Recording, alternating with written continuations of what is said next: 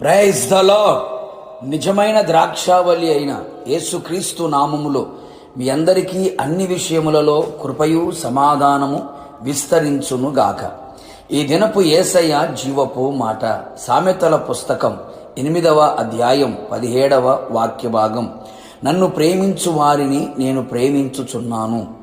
యేసయ్య Calvary ప్రేమకు ఆకర్షితులై క్రీస్తు ప్రేమలో నిలిచి ఆయన ప్రేమయందు వేరుపాడి స్థిరపరచబడి సమస్త పరిశుద్ధులతో కూడా దాని వెడల్పు, పొడుగు, లోతు, ఎత్తు ఎంతో గ్రహించుచు క్రీస్తు ప్రేమ ఖైదీగా మారి ఆయన ప్రేమ రాజ్యమునకు సిద్ధపడుచున్న క్రీస్తు ప్రేమికులారా, మన యేసయ్య ప్రేమాస్వరూపి.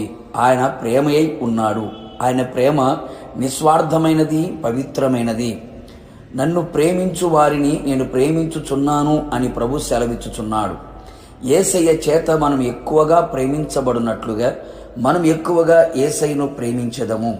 ఆయన ప్రేమ శాశ్వతమైనది, నిరంతరము నిలుచున్నది కదా.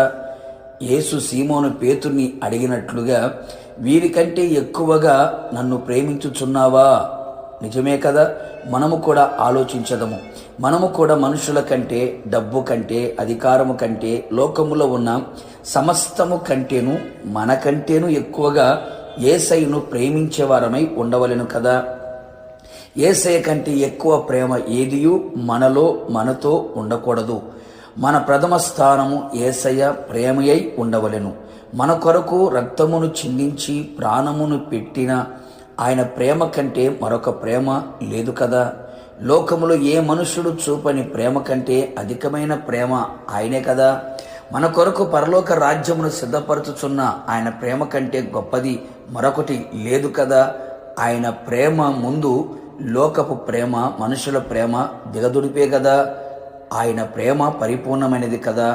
మనల్ని నిర్మించిన ప్రేమ, మనలను రూపించిన ప్రేమ, మనలను సృష్టించిన ప్రేమ యేసయ్య ప్రేమయే కదా. ఆయన ప్రేమ వర్ణనాతీతము కదా. నా దేవుని ప్రియులారా, మన యేసయ్యను ప్రేమించదము. యెహోవాను ప్రేమించువారలారా, చెడుతనమును అసహించుకొనుడి అని వ్రాయబడినది. పాపాత్మురాలు తమ పాపములన్నీ కన్నీళ్లతో ఆయన పాదముల చెంత నిలిచినదై ఉండి తన పాపములన్నీ ఒప్పుకున్నది కదా. యేసయ్యను ఆ విధముగా మనం ప్రేమించదము.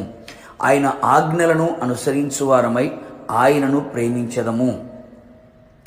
ఆయన కొరకు దేనినైనా త్యాగము చేసుకునే ప్రేమను మనం కలిగి ఉందము. ఈ విధముగా మనము యేసయ్యను ప్రేమించదము. నిశ్చయముగా ఆయన మనలను అధిక